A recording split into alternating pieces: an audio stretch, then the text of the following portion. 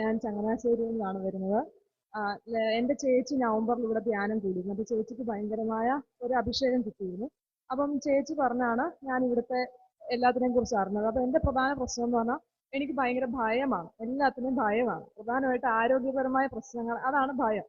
അപ്പം ഒരിക്കൽ ഞാൻ കുഞ്ഞിനൊരു പ്രശ്നമായിട്ട് ബന്ധപ്പെട്ട് ഞാൻ അപ്പച്ചൻ ബ്രദറിനെ വിളിച്ച് സംസാരിച്ചിരുന്നു. അപ്പോൾ അപ്പച്ചൻ ബ്രദർ എന്നോട് പറഞ്ഞു ഇവിടെ ഒന്ന് ധ്യാനം കൂടണമെന്ന് പറഞ്ഞു. അപ്പം ഞാൻ ശരി, അപ്പം ഞാൻ ടീച്ചർ ആയതുകൊണ്ട് എനിക്ക് ലീവ് ഒക്കെ കിട്ടുന്ന പ്രശ്നം ഉണ്ടായിരുന്നു. അതുകൊണ്ട് എനിക്ക് അവധിയാവുന്ന സമയത്ത് ഞാൻ വന്ന് കൂടിക്കോളാം എന്ന് പറഞ്ഞു. അപ്പം ഞാൻ ഏപ്രിലിൽ വന്ന് ധ്യാനം കൂടാനായിട്ട് ഞാൻ നേരത്തെ തൊട്ട് ഒരുങ്ങിക്കൊണ്ടിരുന്നു. അപ്പം ചേച്ചിയാണ് ബുക്ക് ചെയ്തത്. അപ്പം ചേച്ചി പറഞ്ഞു ഒരു ഏകദേശം 300 പേരോളമായി. അപ്പം ഞാൻ അന്ന് കേട്ടത് 100 പേരൊക്കെ ഉള്ളു. അപ്പം എനിക്ക് ഒത്തിരി വലിയ റിട്രീറ്റിനോട് താല്പര്യം ഇല്ലായിരുന്നു. അപ്പം 300 പേര് പോണോ? എന്നാലും എൻ്റെ മനസ്സിലിരുന്ന് പറയാം നീ പോണം. ഓക്കെ, ഞാൻ അങ്ങനെ പോകാമെന്ന് തീരുമാനിച്ചു. അത് കഴിഞ്ഞിട്ട് ഞാൻ ചേച്ചിയോട് ചോദിച്ചു, ചേച്ചി സിംഗിൾ റൂം കിട്ടുമോ? അപ്പൊ ചേച്ചി പറഞ്ഞു ഇല്ല, അവിടെ ഡബിൾ റൂമേ കിട്ടുകയുള്ളൂ, സിംഗിൾ റൂം ഒന്നും കിട്ടുകയില്ലെന്ന് പറഞ്ഞു. ഓക്കെ, അത് കഴിഞ്ഞിട്ട് പോരുന്നതിന് തലേന്ന് എനിക്കൊരു 2 വയസ്സുള്ള കുഞ്ഞുണ്ട്. ഈ കുഞ്ഞ് പതിവില്ലാതെ വീഴുവാങ്ങ്, ഭയങ്കരമായിട്ട് അവൻ വീണ് അവിടെ ഭയങ്കര ഡിസ്റ്റർബൻസ്. അവൻ അവിടെ ഇവിടെയും വലിഞ്ഞു കയറി വീണ് തലയെല്ലാം മുഴച്ച്, ചേച്ചിയുടെ കൊച്ചാണെങ്കിലും വീണ് വായിക്കകത്തുനിന്നെല്ലാം ബ്ലഡ് വന്ന്, അങ്ങനെ ഭയങ്കര സീനായി. അപ്പൊ എന്നോട് ചേച്ചി പറഞ്ഞു നീ ധ്യാനത്തിന് പോകാതിരിക്കാനുള്ള എന്തോ ഒരു അടവാണ്, പിശാചിന്റെ ഒരു അടവാണ്, പക്ഷെ നീ പോണോന്ന് പറഞ്ഞു. പിറ്റേന്നായപ്പോഴും ധ്യാനത്തിന്റെ അന്നാണെങ്കിലും എനിക്ക് പോകണ്ടെന്ന് എൻ്റെ മനസ്സിന് ഭയങ്കര ഒരു തോന്നൽ വരുവാണ്. ഓക്കെ, പക്ഷെ ഞാൻ നിർബന്ധപൂർവ്വം ഞാൻ പോന്നു കഴിഞ്ഞ് ഞാനിവിടെ ഫസ്റ്റ് റൂം ബുക്ക് ചെയ്യാനായിട്ട് വന്നപ്പോൾ സിസ്റ്റർ എന്നോട് ചോദിച്ചു ഒറ്റയ്ക്കാണോ എന്ന് ചോദിച്ചു. അത് ഞാൻ പറഞ്ഞു അതെ ഒറ്റയ്ക്കാണ്. അപ്പോൾ സിസ്റ്റർ എന്നോട് പറഞ്ഞു വേറെ ആരും ഇതുവരെ വന്നിട്ടില്ല, അപ്പോൾ കൊച്ചി ഇവിടെ ഒന്ന് വെയിറ്റ് ചെയ്യാവോ, വേറെ ആളുടെ വന്നു കഴിയുമ്പോൾ എന്നെ റൂം തന്നു വിടാമെന്ന് പറഞ്ഞു. ഞാൻ കുറേ നേരം വെയിറ്റ് ചെയ്തിട്ട് ആരും വരുന്നില്ല. എനിക്കങ്ങ് ഭയങ്കര വിഷമമായി, ഞാൻ എത്ര നേരം ഇവിടെ വെയിറ്റ് ചെയ്യണം. കുറച്ച് കഴിയുമ്പോൾ സിസ്റ്റർ എന്നെ വിളിച്ചിട്ട് പറഞ്ഞു കൊച്ചിങ് വാ, വേറെ ആരും വന്നിട്ടില്ല, അതുകൊണ്ട് ഞാൻ സിംഗിൾ റൂം തരാമെന്ന് പറഞ്ഞു. അപ്പൊ എൻ്റെ ആഗ്രഹം പോലെ തന്നെ എനിക്ക് സിംഗിൾ റൂം കിട്ടി. കാരണം ധ്യാനത്തിന് നമ്മൾ ആരോട് സംസാരിക്കരുതെന്നൊക്കെയാണല്ലോ, അപ്പൊ എനിക്ക് അത് ആയിരുന്നു ആഗ്രഹം. അതിനുശേഷം ഇവിടെ വന്ന് ഞാൻ ഏകദേശം നടുക്ക് കഴിഞ്ഞിട്ടാണ് ഇരുന്നത്. അപ്പം എനിക്ക് അങ്ങ് ഭയങ്കര ഡിസ്റ്റർബൻസ്, എനിക്ക് ചുവന്നേരം ശ്രദ്ധിക്കാൻ പറ്റുന്നില്ല, എനിക്ക് അങ്ങ് ഭയങ്കര എന്തൊക്കെയോ തോന്നലുകളാണ്. ഓക്കെ, അത് കഴിഞ്ഞിട്ട് അന്നേരമാണ് പ്രശാന്തച്ചൻ വന്നിട്ട് പുറകെ ഇരിക്കുന്നവരെ കുറെ പേരെ ഫ്രണ്ടിൽ കയറ്റി. അപ്പോഴും ഞാൻ അനങ്ങുന്നില്ല, ഞാൻ അവിടെ തന്നെ ഇരിക്കുകയാണ്. അപ്പം ഫ്രണ്ടിൽ വേക്കൻ്റ് ആയി പ്രശാന്തച്ചൻ എന്നെ വിളിച്ചു, ഫ്രണ്ടിൽ വന്നിരിക്കാൻ പറഞ്ഞു. അപ്പൊ ഞാനപ്പോ എനിക്ക് ഫ്രണ്ടിൽ ഇരിക്കണമെന്ന് ആഗ്രഹം ഉണ്ടായിരുന്നു, പക്ഷെ എനിക്ക് എന്തോ ഒരു മടി കാരണം ഇരുന്നില്ല. ഞാൻ എന്നിട്ട് പതുക്കെ ഫ്രണ്ടിൽ വന്നില്ല. ഫ്രണ്ടിൽ വരുന്നതിനപ്പം എന്താണ് ആരുടെ ശല്യമില്ല, എനിക്ക് നല്ലതായിട്ട് ശ്രദ്ധിക്കാൻ പറ്റുന്നുണ്ട്, അങ്ങനെ ഭയങ്കര ഒരു അനുഭവമായി. അത് കഴിഞ്ഞിട്ട് എല്ലാവരും ഇങ്ങനെ വീഴുന്നത് കാണുമ്പോൾ എനിക്ക് ആഗ്രഹമുണ്ട് വീഴണം, പക്ഷെ ഇതെങ്ങനെ വീഴുന്നൊന്നും എനിക്കറിയത്തില്ല. അത് കഴിഞ്ഞിട്ട് കൗൺസിലിങ്ങിനൊക്കെ ചെന്നിട്ടാണ് ഞാൻ ചേച്ചിയോട് ഇങ്ങനെ എൻ്റെ ഭയത്തിന്റെ കാര്യങ്ങൾ, അപ്പം എന്നോട് ചേച്ചി പറഞ്ഞു വിട്ടുകൊടുത്ത് സ്തുതിക്കണം, അങ്ങനെ എല്ലാം ചെയ്യണം എന്നൊക്കെ പറഞ്ഞു. അത് കഴിഞ്ഞിട്ട് കഴിഞ്ഞ ദിവസം വൈകുന്നേരത്തെ ഡെലിവറൻസിന്റെ സമയത്ത് എനിക്കൊരു അനുഭവം ഉണ്ടായി. അപ്പൊ എന്നെ അങ്ങ് ഭയങ്കരമായിട്ട് പേടിപ്പിച്ചു. എൻ്റെ കൊച്ചുമായിട്ട് റിലേറ്റഡ് ആയിരുന്നു. ഞാൻ അതൊന്ന് ബ്രദറിനോട് വന്നപ്പോൾ ബ്രദർ പറഞ്ഞു അത് കണ്ണിങ് ആയിട്ട് മാതാവ് പറയുന്നതാണ്, നീ അതിനെ കുറിച്ച് വിഷമിക്കണ്ടെന്ന് പറഞ്ഞു. ഞാൻ എന്നിട്ട് അന്ന് റൂമിൽ പോയിരുന്നു, ഞാൻ ഭയങ്കരമായിട്ട് കരഞ്ഞു. അപ്പം അപ്പോൾ എന്താണ് സാധാരണ ഇങ്ങനെ ഒരു സംഭവം ഉണ്ടായാൽ ഞാൻ പിന്നെ അന്ന് രാത്രി ഉറങ്ങാറില്ല, എനിക്ക് ഭയങ്കര ഡിസ്റ്റർബൻസ് ആണ്. പക്ഷെ ഇന്നലെ രാത്രി എനിക്ക് ഒരു കുഴപ്പവും ഇല്ലാതെ ഇടയ്ക്ക് എഴുന്നേൽക്കുന്നുണ്ടെങ്കിലും ഞാൻ നല്ലതായിട്ട് ഉറങ്ങി. അതിനുശേഷം ഇന്ന് മറ്റേ ബൈബിൾ വാക്യം പറഞ്ഞുള്ള ഡെലിവറൻസിന്റെ സമയത്ത് ബ്രദർ പറഞ്ഞു നിങ്ങൾ വീഴണമെന്ന്, നമ്മളത് ആഗ്രഹിക്കണമെന്ന് പറഞ്ഞു. അപ്പൊ എനിക്ക് ഭയങ്കര ആഗ്രഹമുണ്ട് വീഴണമെന്ന്, പക്ഷെ ഇതെങ്ങനെ വീഴുന്നെന്ന് എനിക്ക് അറിയത്തില്ല. അപ്പൊ ഞാൻ ഭയങ്കരമായിട്ട് അങ്ങ് പ്രാർത്ഥിച്ചു, ദൈവം എന്ത് സംഭവിച്ചാലും എന്നെ ഒന്ന് വീഴിക്കണമെന്ന് പറഞ്ഞു. എനിക്കറിയത്തില്ല, എടുത്തടിക്കുന്ന പോലെ ഞാൻ വീഴും അങ്ങ്. ആദ്യം 3 പ്രാവശ്യം ഞാൻ വീണു. അപ്പൊ എന്നോട് ഇങ്ങനെ മനസ്സിൽ പറഞ്ഞു നീ 3 പ്രാവശ്യമേ വീഴത്തുള്ളൂ എന്ന് പറഞ്ഞു. അപ്പൊ ഞാൻ ശരി സംഭവിച്ചു, 3 പ്രാവശ്യം വീണു. അപ്പൊ 3-ാം പ്രാവശ്യം വീണപ്പം ഞാൻ ഇങ്ങനെ മനസ്സിൽ പറഞ്ഞു ദൈവമേ ഇത്രയും നേരം ഈ വശം ആണ് ഇതിനകത്ത് ടച്ച് ചെയ്യുന്നത്, അപ്പൊ എനിക്ക് ഇവിടെ മൈഗ്രെയിന്റെ പ്രശ്നമുള്ളതാണ്, വർഷങ്ങളായിട്ട് മാറും, ഇനി ഈ വശം ടച്ച് ചെയ്താൽ മതി എന്ന് പറഞ്ഞു. അങ്ങനെ ഞാൻ മാതാവിനോട് ഇങ്ങനെ പറഞ്ഞു. അത് കഴിഞ്ഞ് ഞാൻ 4-മതൊന്നുകൂടെ വീണു. പക്ഷേ നമുക്ക് കൺട്രോൾ ചെയ്യാൻ പറ്റാത്ത, ഞാൻ എടുത്തടിക്കുന്ന പോലെ അങ്ങ് വീഴുവാണ്. അപ്പം 4-മത്തെ തവണ ഞാൻ ഈ വശം തന്നെ, പക്ഷെ അത് ഭയങ്കര ശക്തിയായിട്ട് ഒന്ന് നിലത്തടിച്ചെന്ന് പറഞ്ഞാൽ ഭയങ്കര ഷാർപ്പ് പെയിൻ വന്നു.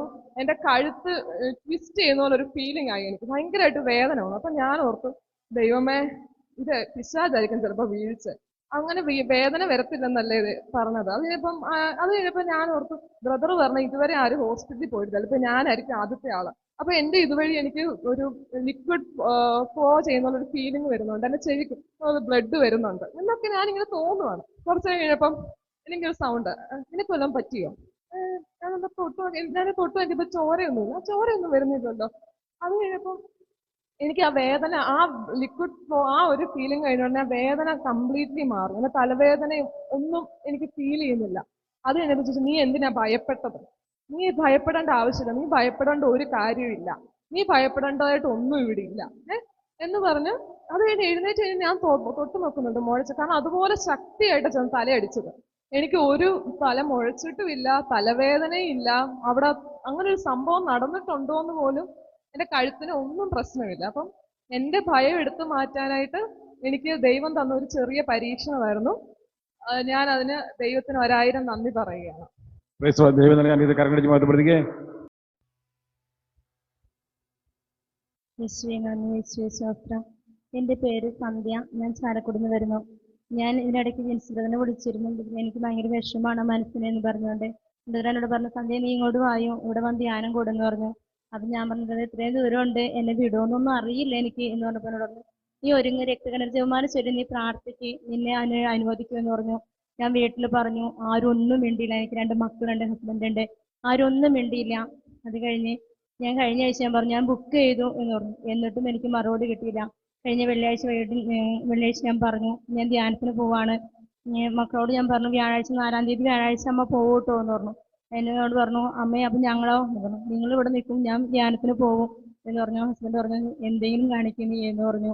എനിക്ക് വേറെ ഒരു മറുപടി എനിക്ക് അവിടെ നിന്ന് കിട്ടിയില്ല. പക്ഷേ ഞാൻ ഇത്രയും ഒരു ഇതൊന്നും ഞാനിവിടെ പ്രതീക്ഷിച്ചിരുന്നില്ല. ഞാനിവിടെ വന്നു കഴിഞ്ഞപ്പോൾ എനിക്ക് എന്തൊക്കെയോ ഒരു സ്പർശനമൊക്കെ പോലെ എനിക്ക് തോന്നിയെങ്കിലും ഒത്തിരി ഇതൊന്നും തോന്നിയില്ല. എന്നാൽ കൗൺസിലിംഗ് നടത്തിയപ്പോൾ എൻ്റെ ജീവിതത്തിൽ എനിക്ക് ഒരുപാട് എനിക്കറിയാം എൻ്റെ കൂടെ ഈശോയുണ്ട്, അമ്മയുണ്ടെന്ന് എനിക്കറിയാം. ഞാൻ ഒത്തിരി സഹനത്തിലൂടെ ഞാൻ കടന്നു പോകുന്നുണ്ട്. എങ്കിലും എനിക്ക് എന്താ പറയുക, വ്യക്തമായി ഒന്നും എനിക്ക് അറിയില്ലായിരുന്നു.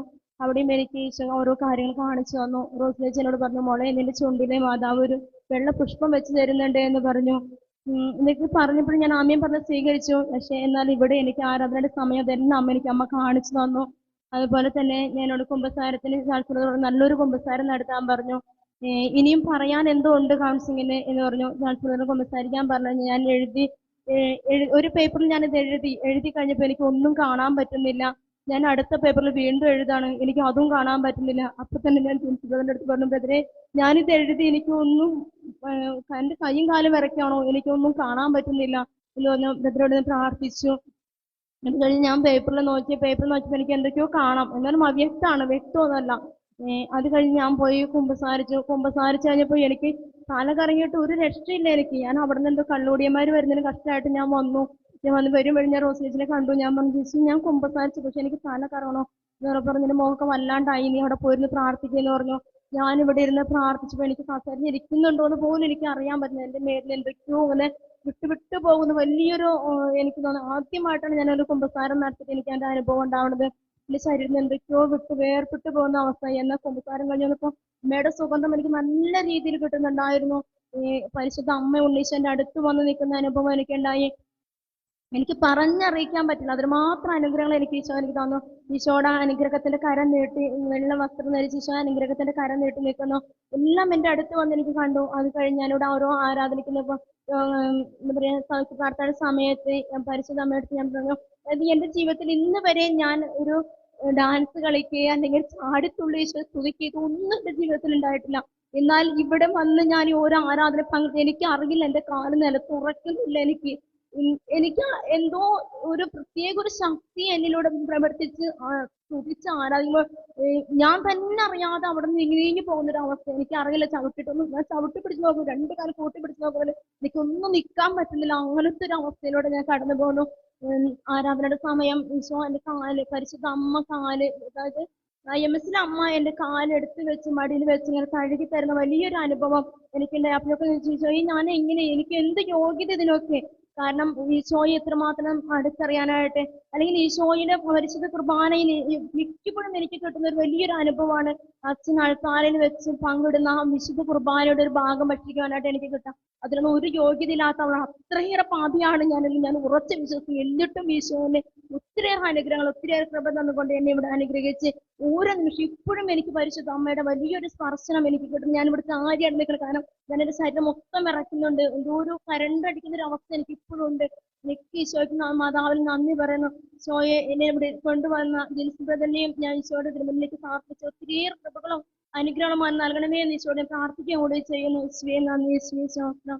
ദൈവം നൽകിയ വലിയ അനുഗ്രഹത്തോടെ കരങ്ങളടിച്ച് മഹത്വപ്പെടുത്തിക്കേ. Praise the Lord.